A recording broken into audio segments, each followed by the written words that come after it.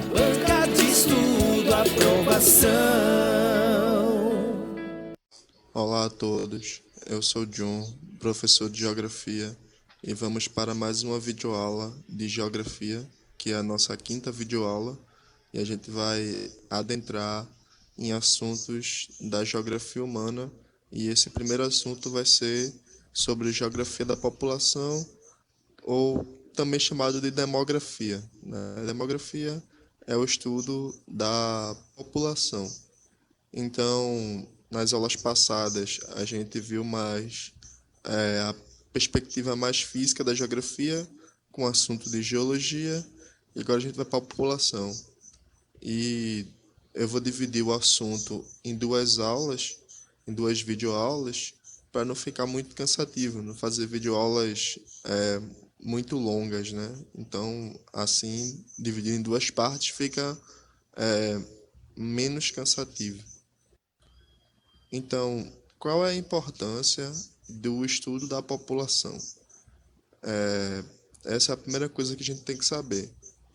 Com o estudo da população, você meio que consegue compreender a realidade quantitativa em números, né? Quantas pessoas, quanta população aumentou em números, né? Quanto ela diminuiu, as taxas de natalidade, mortalidade, e também a realidade qualitativa, né? Como essa população vive, né? Se ela tem uma boa condição de vida, se tem acesso à educação, acesso à saúde, e tudo isso meio que aumenta a qualidade de vida. Então, o estudo da população permite analisar uma população tanto quantitativamente quanto qualitativamente. Então, e para que isso? Para um governante, né, ele pode, a partir dos dados sobre a população, sobre renda, sobre taxa de natalidade, mortalidade, traçar estratégias para melhorar esse bem-estar social. Por exemplo, um dado de que está aumentando bastante o número de pessoas desempregadas. E aí, a partir desse dado, um gestor ele vai ter que tentar traçar estratégias para reverter esse cenário. E isso é só um exemplo. Existem vários exemplos da importância do estudo da população. No geral, aqui no Brasil, se usa o censo, né, que é em 10 anos, para saber como a população está. Tanto que de renda, de aumento da população, sobre acesso à educação, tudo isso são dados gerados pelo IBGE e fornecem recursos para entender a distribuição da população no espaço, né, onde ela está distribuída dentro do território, as características gerais dessa população, os movimentos migratórios, as condições de vida e outros aspectos. E por isso é importante o estudo da população. E aí, antes da primeira revolução industrial, que foi no século XVIII, a população mundial era inferior a 1 bilhão. E aí, em 2010, trouxe um dado aqui, o Fundo de População das Nações Unidas afirmou que a população tinha chegado na marca de 6,9 bilhões de habitantes. Foi um crescimento muito acelerado. E desde a primeira Revolução Industrial, quando houve um maior crescimento das cidades, houve um êxodo rural. O que é êxodo rural? Uma migração do rural para áreas urbanas muito grande. E aí o mundo praticamente virou urbano, né? A partir da primeira Revolução Industrial para cá. E são nas cidades, no meio urbano, onde existe a maior concentração de população assim no planeta, né? E aí, como temos agora praticamente mais de 7 bilhões de pessoas, é importante, mais ainda, o estudo da população. Porque para você conseguir traçar planos e estratégias para uma melhoria da sociedade, você precisa entender como a população está. E é ainda mais importante porque temos 7 bilhões de pessoas no mundo. Então, sem saber renda, acesso à educação, escolaridade, todos esses tipos de dados, se a população está crescendo, se ela está diminuindo, se ela está ficando a população velha ou uma população, posso dizer, ativa, né? Economicamente ativa, que não está diminuindo, então é uma sociedade que está ficando com muitos idosos.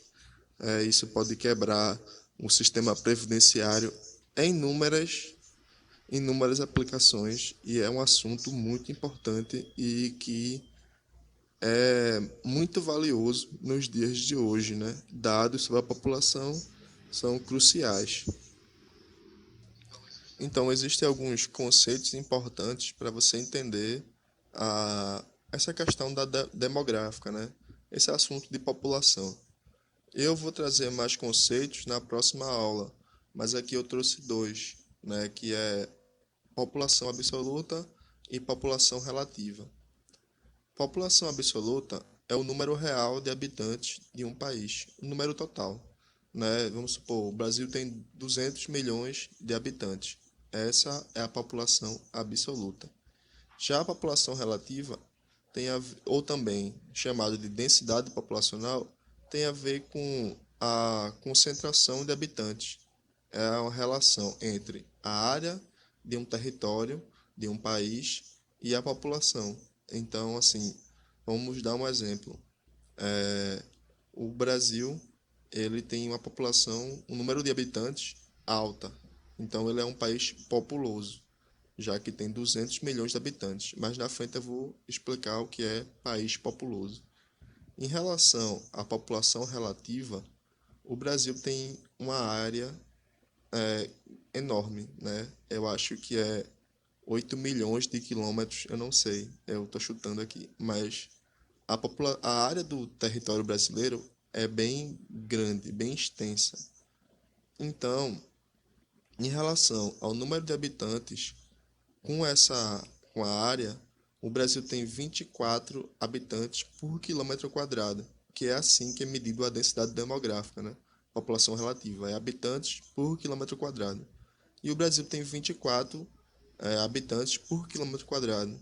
E isso faz dele um país pouco povoado, que eu vou mostrar mais na frente, mas é só para vocês entenderem que quando falar de população relativa ou densidade populacional, tem a ver com a concentração, tem a ver a quantidade de pessoas por área, né, por área. Então, assim, é só para vocês, toda vez que verem isso no vestibular, saberem do que isso se trata, né? E que não vamos supor, é até que bem frequente aparecer esses termos, né? Densidade demográfica, densidade populacional, população relativa, né? Então, no vestibular não é uma coisa normal, é bem comum aparecer. Então, mesmo que sejam alternativas, pelo menos você já sabe do que se trata. Aqui temos uma lista com os países de maior população absoluta do mundo, né? Os países mais populosos. E o primeiro é a China, com uma população absoluta de mais de 1,3 bilhão de habitantes. E isso foi um problema assim para os governantes chineses, né? Que eles adotaram políticas para frear o crescimento populacional, que é a política que teve por vários anos na China, que era a do filho único, né? A política do filho único. Meio que se um casal quisesse ter mais de um filho, né, teria que cumprir alguns critérios eu acho talvez de renda e tal, para poder ter esse segundo filho. Então, se você tivesse mais de um filho sem cumprir esses critérios, era considerado um crime, né? Era a política do filho único. Era uma política para tentar frear o crescimento populacional da China. Então, aí esse dado de população, ele meio que é usado com frequência por vários governantes do mundo, né? O Brasil está ali em quinto, é o país de maior população, o quinto país de maior população absoluta, é o quinto país mais populoso do mundo, e aqui está a lista, né? O segundo é a Índia, e esperam-se que aqui a alguns anos a Índia ultrapasse a China e se torne o país mais populoso, de maior população absoluta, né, do mundo, né, que tem a maior quantidade de habitantes vivendo nesse país. E aí, já a população relativa, a gente estava falando população absoluta, que é o número exato de habitantes de um país. É exato não, né? A estimativa do número total de habitantes de um país. A população absoluta era isso. Já a relativa, ela é a população absoluta dividido pela área. Tem aqui o exemplo do Brasil, que eu até já falei, né? A população absoluta do Brasil em 2016 era 206 milhões de habitantes, em uma área ali em torno de, eu acho que é 8 milhões de quilômetros quadrados. Ao fazer esse cálculo, a população relativa do Brasil é de 24,20 habitantes por quilômetro quadrado. 24 habitantes por quilômetro quadrado. Essa é a densidade demográfica ou população relativa do Brasil. Então, é a partir desse cálculo, população absoluta dividido por área, que temos a densidade demográfica ou população relativa, que no Brasil é bem baixa, né? O Brasil é um dos países menos povoados, que eu vou mostrar o que tem a menor população relativa, já que o Brasil tem uma área muito grande. Quando eu comparo a sua área com a população, fica 24 habitantes por quilômetro quadrado, que é bem baixo. E aí só trouxe aqui para deixar assim bem claro a diferença de populoso e povoado. Populoso sempre lembra de população absoluta, a quantidade total de habitantes de um determinado lugar. Um país é populoso porque ele tem muitos habitantes. É bem simples isso. Um país é povoado porque ele tem uma população relativa, uma densidade demográfica muito alta. Exemplo, o Brasil, em comparação com o Japão, é um país muito populoso, tem uma quantidade de habitantes muito maior do que a do Japão.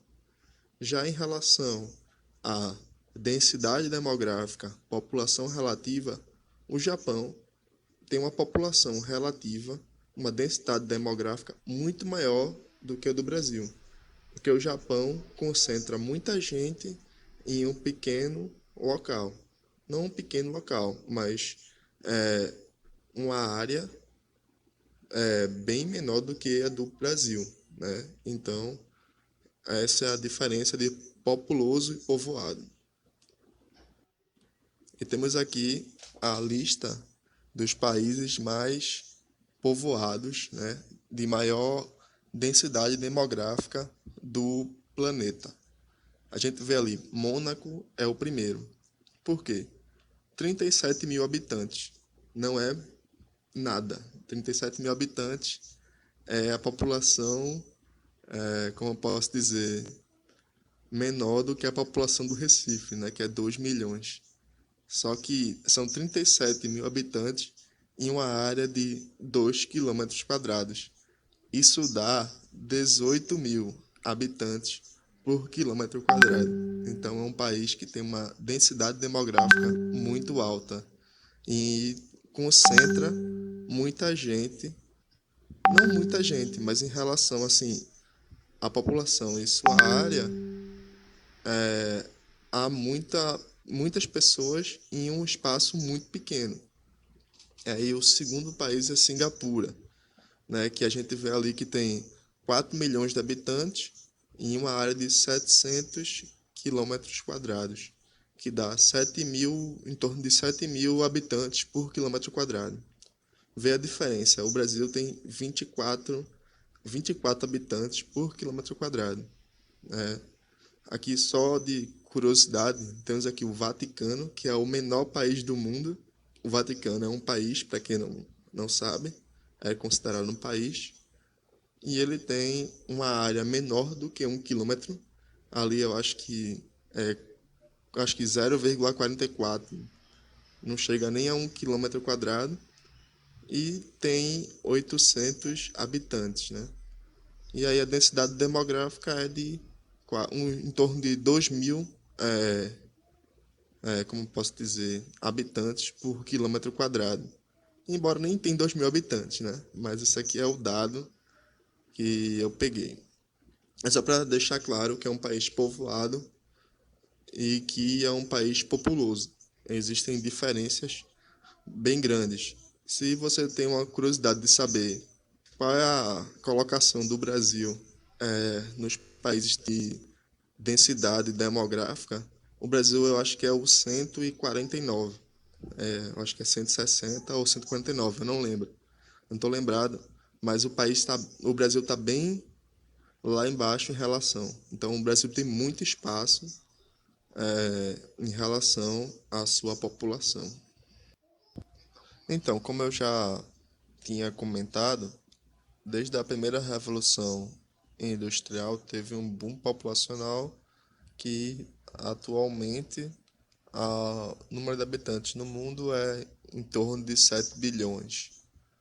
E isso aconteceu por vários motivos. Eu posso aqui citar principalmente a melhora nas técnicas de saúde, de alimentação, que permitiu que a longevidade da população fosse maior.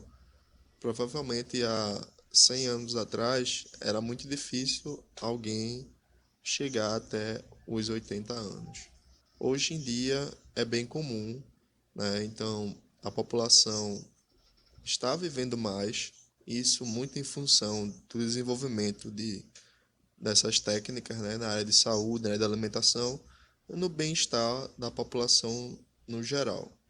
Isso não vou dizer que é no planeta todo, né, porque existem relações bem desiguais de bem-estar social no nosso planeta, né? Mas de maneira geral a população realmente está vivendo mais, né? E isso também somado com houve uma diminuição da taxa de mortalidade infantil se você comparar a 100 anos atrás para hoje. Então isso também acelera, se tem menos crianças morrendo e mais gente vivendo até 80 anos ou mais, então a população vai crescer. Então, esse crescimento, para algumas pessoas, não é visto com bons olhos. Né? Eu vou citar aqui a teoria malthusiana, que é a mais famosa, mas essa teoria foi criada na época da Revolução Industrial, por Malthus, né? Tá ali. Então, acredita nessa teoria de malthusiana de que a população ia crescer tanto de que não ia ter recursos para todos. Então, assim, ia ter fome e miséria e, e problemas sociais em decorrência da falta de alimentos, porque o sistema de produção de alimentos não iria dar conta do grande aumento populacional. Essa teoria foi criada no contexto da Revolução Industrial. Então, naquela época houve muitas mudanças no mundo, né? A população começou a se concentrar nas cidades, começou a ter uma concentração, uma aceleração populacional muito grande, e isso meio que Naquela época, né, era bem comum que se achasse que ia ter escassez de recursos, né, principalmente de alimento, em decorrência do aumento populacional elevado. Sabemos que, tipo, 7 bilhões de pessoas também fazem uma pressão muito grande no planeta, né? E essas pessoas dependem de recursos alimentícios, minerais e recursos naturais. Mas a teoria malthusiana fala que essa fome, a miséria, seria em decorrência da falta de alimentos, porque tem muita gente e o sistema de produção de alimentos não daria conta de fornecer alimentos para todo mundo. Então, por que meio que essa teoria foi esquecida? Embora no contexto que ela surgiu, era uma preocupação, né, com toda essa aumento, esse boom populacional enorme. Hoje em dia, existe fome, miséria em vários países, como no Brasil também. Só que não é por escassez de alimentos, e sim por uma má distribuição de alimentos. Então, como posso dizer isso? Vamos supor assim, os Estados Unidos, só os Estados Unidos, ele consome mais alimentos do que o resto do mundo inteiro. E eu vi recentemente uma reportagem de que metade desses alimentos são desperdiçados. Não é nem porque estão ruins, né? Estão estragados. É porque simplesmente são desperdiçados. Então, para você ter uma noção de que a teoria malthusiana está errada, é que ele não levou em consideração que, com o aumento das técnicas, também aumentaria as técnicas de produção de alimentos no planeta. E meio que isso deveria suprir as necessidades alimentícias de todo o planeta. Só que, né, no nosso sistema, né, nem todo mundo tem acesso à comida, né, e isso é uma realidade bem comum no mundo e no Brasil. Então, tipo assim, a questão é que nosso sistema de produção de alimentos consegue produzir comida o suficiente para alimentar todo o planeta e sobra, né? Só no Brasil existe mais cabeças de gado do que pessoas. Então, nosso sistema dá conta, só que existe uma má distribuição dos alimentos. Então, tipo assim, um país como os Estados Unidos, que consome mais alimentos do que o resto do mundo todo e que desperdiça metade desses alimentos, mostra claramente que existe uma má distribuição de alimentos no mundo e que é muito inerente ao sistema que vivemos, né? Até porque você tem que ter dinheiro para comprar comida. Se você não tiver dinheiro, você não come. Então, basicamente é assim. Então, a teoria de Matthews meio que ela foi jogada de lado, até porque não as condições que ele disse que nos próximos 25 anos que o planeta ia viver fome e miséria, ele não é em decorrência da falta de alimentos, porque em sim pela má distribuição de alimentos, porque nosso sistema tem capacidade de produzir mais alimentos do que todos os habitantes do mundo precisam, né? No entanto, existe uma má distribuição, né? Então, essa teoria se provou errada. Mas também não podemos negar que existe uma pressão no planeta bem grande, já que 7 bilhões de pessoas sobre ele pode exercer uma demanda de materiais, né, de recursos naturais e que, claro, tem uma pressão. Mas a questão alimentícia, hoje em dia, não está em relação à falta ou escassez de alimento, e sim na má distribuição. Então, para não fazer uma aula muito longa, cansativa, que eu não queria fazer uma aula cansativa, eu vou encerrar aqui Na próxima aula eu vou continuar esse assunto de população. Eu vou falar de outros conceitos, né? Taxa de natalidade, mortalidade, crescimento populacional, como essas coisas são calculadas, né? A pirâmide etária, né? Da população e tal. Falar um pouco dos países subdesenvolvidos, né? Os considerados subdesenvolvidos, né? E os países considerados desenvolvidos, eles têm diferenças bem claras na sua população. E aí eu vou meio que falar sobre esses assuntos, né? Falar do censo do Brasil. Vou tentar falar isso numa aula só. Aí então é isso por essa aula. Eu vou preparar uma ficha e ao longo dessa semana eu estarei encaminhando essa ficha de exercícios com esse assunto aqui que eu dei nessa videoaula. E agradeço a todos por ter ficado até o fim e obrigado e um abraço. Na banca de estudo, aprovação.